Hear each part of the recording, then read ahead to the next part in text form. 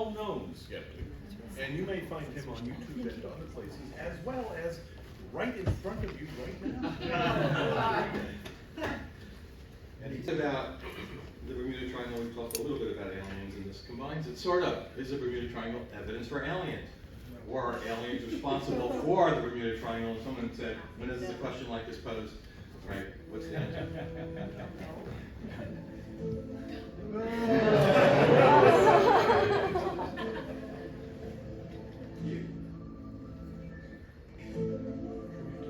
It took 2 hours to create that little part. So.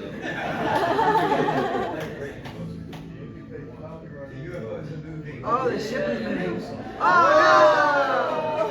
Don't tell me a cruise ship has never sunk in the Bermuda Triangle. There you go. Okay. Proof of aliens in the Bermuda Triangle. Okay, so. Can't hear you. I gotta stand there. Or I'll scream. Okay. So no, there you go. You understand. Right. Thank you. Thank But I will say, we'll talk a little bit more about this. There's something called Wright-Hyman's categorical imperative. Right. People know what that is? Yeah. Yep. Yeah. So those who do not try to explain something until you're sure there's something needing an explanation. And as you've heard from other people today, really, you don't need any untoward explanation for any ships going disappearing here. So, as there's not anything actual to talk about regarding the Bermuda Triangle, I'll just say thank you.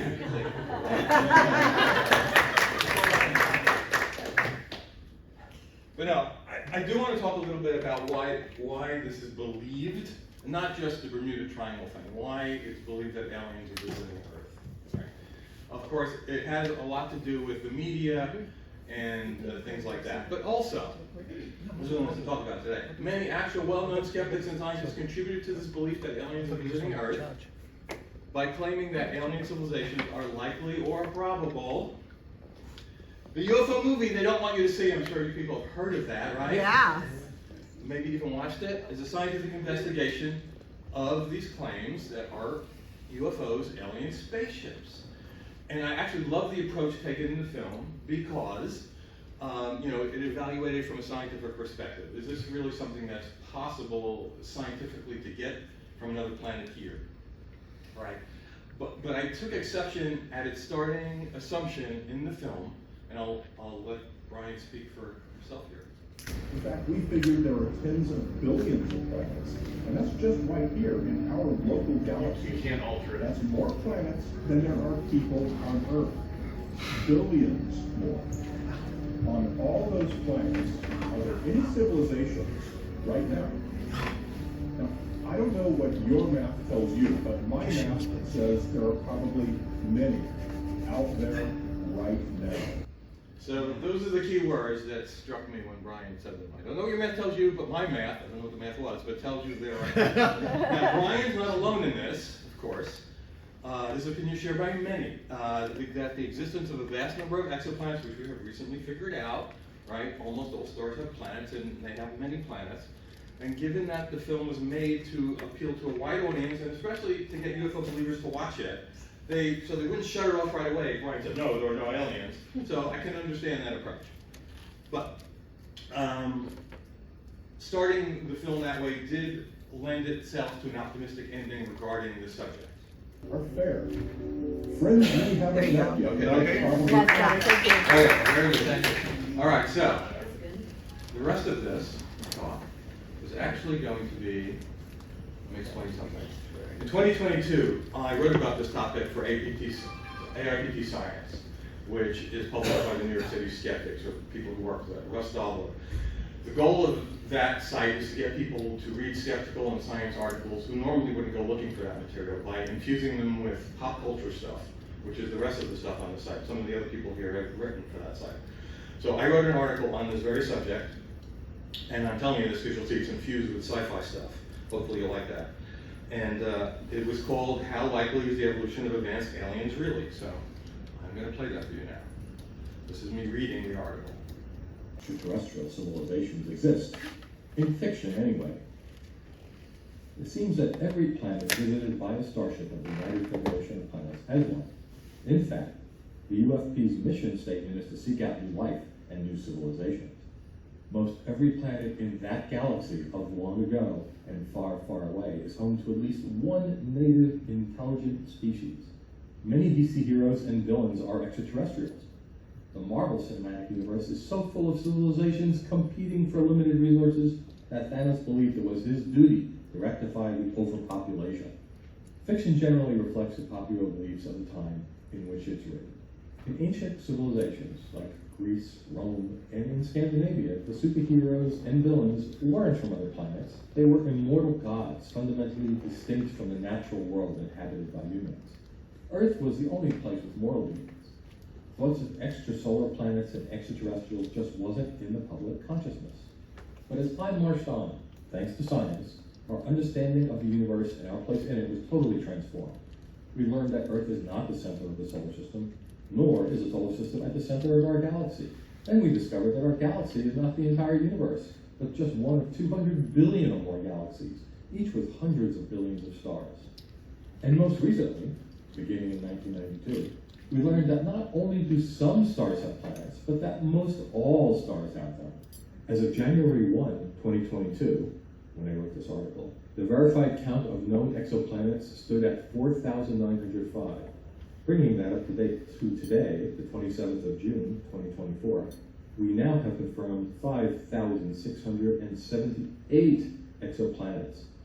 If we consider just the Earth-sized ones and extrapolate that number, which were discovered in just the small portion of our galaxy searched to date, to the volume of the entire Milky Way, the math suggests there are likely over 40 billion Earth-sized exoplanets in our galaxy alone, saying nothing of other types of planets and moons. Is it any wonder that when people contemplate these facts, for the most part, their assumption is that we just can't be alone? To quote Dr. Ellie Arroway from the film adaptation of Carl Sagan and Anne Ryan's book Contact, "I'll tell you one thing about the universe, though. The universe is a pretty big place. It's bigger than anything anyone has ever dreamed of before.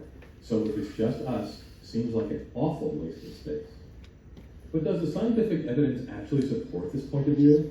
Is it necessarily true that because of the huge number of planets in existence, civilizations are likely to have arisen elsewhere?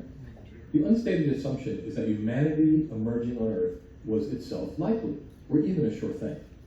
What if the odds of humanity emerging and surviving on Earth were actually low, and maybe even infinitesimally small? What if we're just very, very, very lucky to be here? If we owe our existence to a fortunate and extremely rare set of circumstances, then no matter how many exoplanets there are, all bets are off on hordes of ETs existing outside of fiction. How can we determine which it is? In the latter part of the 20th century, astronomer Carl Sagan and others argued that the characteristics of the Earth, such as the composition of the planet itself and the conditions in our solar system and galaxy, were likely typical for a great number of planets, no matter where they were. From the principle of mediocrity, they concluded that the evolution of life on Earth resulting in intelligent beings was also likely typical. Therefore, the line of reasoning goes, the universe is probably full of complex life, presumably including other beings with technology. However, more recently, some scientists analyzing the topic have argued that perhaps the opposite is true. They suggest that some unusual characteristics of the Earth and its environment were instrumental to the development of life. And this set of conditions may not be typical for other planets. In fact, they argue that Earth's set of advantageous circumstances may be extremely rare. These perhaps necessary conditions to produce life may include any or all of the following: a favorable location in its galaxy, not too close to the dangerous galactic core and other stars, a favorable and stable orbital distance from a certain type of star, a favorable arrangement of orbits of the other planets in the system, being a terrestrial planet of a certain size, having plate tectonics, having an atmosphere, one favorable to life, of course.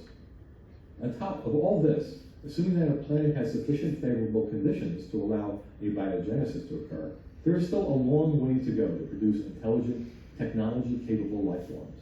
Let's take a look at the only example of success in this regard that we know of: humans on Earth. Numerous evolutionary steps led to our species, including all of these. Self-replicating molecules formed and thrived. Simple prokaryotic single-cell life emerged and thrived. followed by complex, eukaryotic, single-cell life. Sexual reproduction developed. Multicellular life arose, creating even more diverse and complex life forms. The long chain of events resulted in over 5 billion species developing on our planet, all of which had to constantly struggle for survival against the elements and the competition.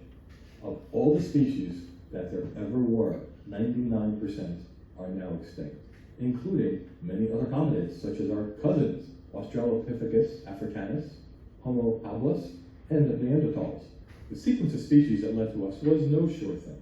Life took 1 billion years or so to get started on our 4.5 billion year old planet. It took another 3 billion for something as complex as worms to evolve in the sea. And that wasn't a certainty. The evolution of Earth's life was influenced by gradual changes to its environment, as well as by a number of cataclysmic events. One line of evidence points to a human population bottleneck occurring about 70,000 years ago, caused by a supervolcano, reducing our species down to a precariously low number, perhaps just 10,000 individuals. That's how close it might have come to there being no humans on Earth. In fact, the planet's history is punctuated by catastrophic events, which most species did not survive. Around 650 million years ago, the Earth likely froze over, like in Snowpiercer, but without the train.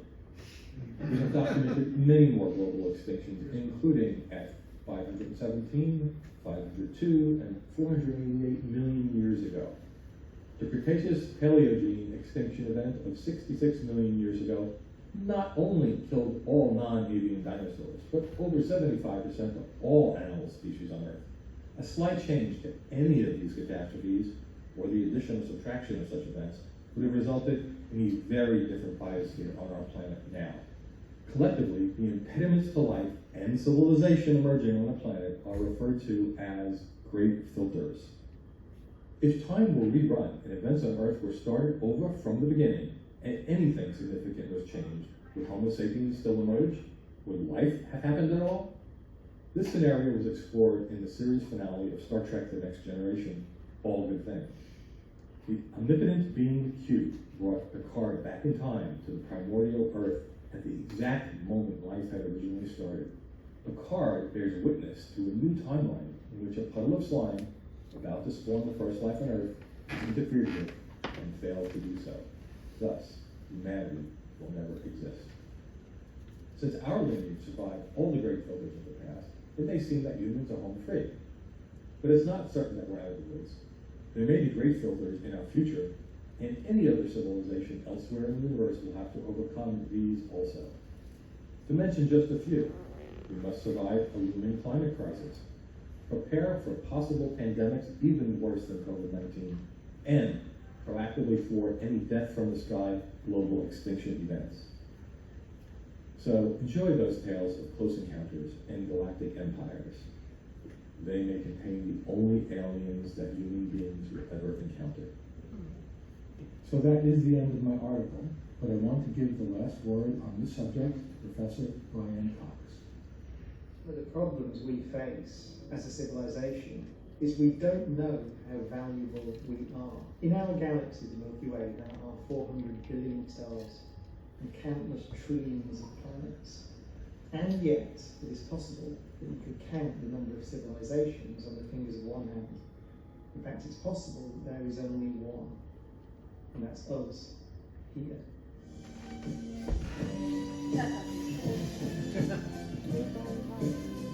That's a real image, by the way. Yeah, from I see Brian Cox. John's first bit Well, Rob, we're running out of time. Yeah, that's it. Oh, that's it, okay. So the point is, I'm not going to say Brian likes extraterrestrial civilizations, but please stop saying they're likely or probable. That's all. Thank you very much. Thank you, Rob. You got time for questions if you'd like. Yeah. Everybody's asleep. You know, one thing that will help you stay awake after lunch is to ask a question. And so I actually have the power to wake you up. I can point at you and say, hey, ask a question. By the way, one slide did not play, and it was actually, I was going to play it after Brian did, and it was Bill Nye agreeing with Brian. Don't unplug that. He was asked in an interview, was it likely, oh yeah, they're all over the Don't do place. that, please, Brian. She's gonna Mine's use on mine. that one too, sorry. Oh, sorry. Sorry. Yes, Ms. Garvey. I was gonna just point out how many slides you used Wikipedia on. None of them I wrote. I'll No, just but say. it is prevalent in our culture to use Wikipedia for things, so far more than our people just going to Wikipedia read them. They're also getting them from other places, just like a slide.